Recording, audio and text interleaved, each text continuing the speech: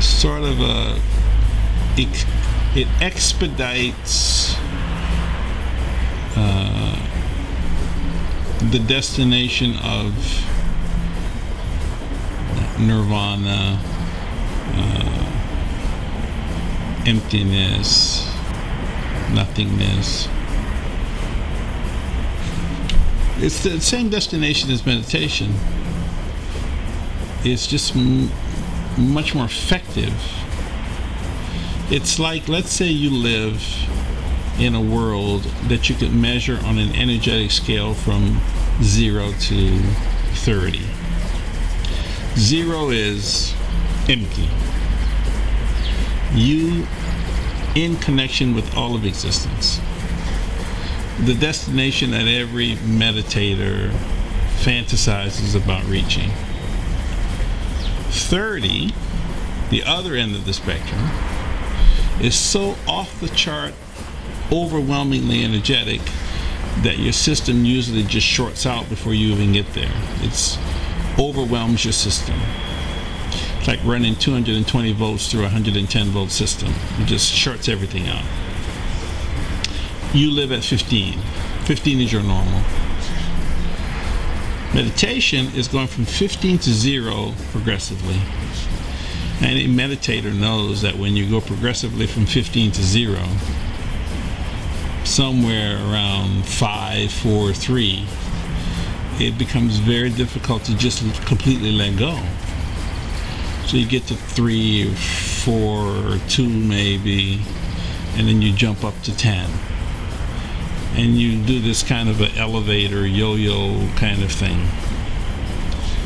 Some meditators sit in discipline for years just trying to not it's trying to do nothing. See, when I talk about nothing, I'm not talking about nothing. Nothing is not nothing. Nothing is just something we call nothing. So how do you deliberately not do nothing? Not easy for a Western mind to do that. Trance dance, same destination, different direction. We use rhythm, drumming, chanting, power, overwhelming the system. So we go from 15 to 16 to 17 to 20 to 22 to 23, 24, really going. Somewhere as you approach 30, your system simply can't handle anymore. Running 220 volts in 120 volts 20 system, it shorts out. And when it shorts out, you go from wherever that point is, 27, 28, 29, straight to 0. No stops. Same destination. You got there quicker. It's much nicer for your body. You actually got to work out doing it. Overall, the journey itself was revealing.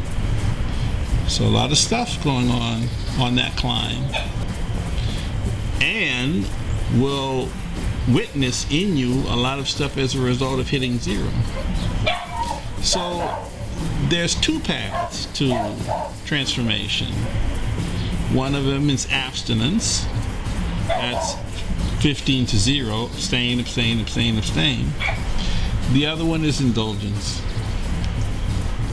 Indulgence is to go the other way. And the indulgence path is the one that has not gotten a lot of acknowledgement, recognition. It's because the abstinence path hit the West first, mostly from India.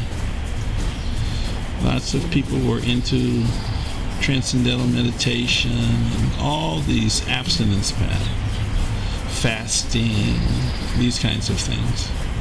The indulgence path is much more shamanic. The closer you get to the equator, typically, the more dynamic things get.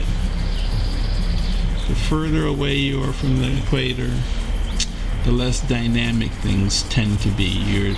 The system is trying to stay warm, so it bundles up. And when you're closer to the equator, it's full on, body breathes all the time, things are alive.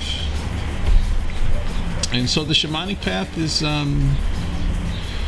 still not fully understood, I don't think, by the Western mind. We appreciate it for sure, which is a good thing, but we still are a bit afraid of the indulgence path. We don't understand perturbing the senses that way. So when you start talking to people about, the sun dance where they pierce your pectoral muscles and, take a willow tree and bend it and you withstand pain, or you bury somebody up to their neck, leave them there, or these long, intense ayahuasca journeys. This is a really hard pill to swallow for people who have been used to the idea of meditation, prayer, these kinds of things. It's a learning process to adjust. And then, of course, you will have those people that you talk about these things and they immediately get it, and it's usually because somewhere in their life, early on, something happened, and they had a big moment in their life because of an indulgence in something. And so I think more and more in the West, the shamanic path is emerging, and if I had to reduce it down to a sentence, sitting still to heal is becoming a thing of the past.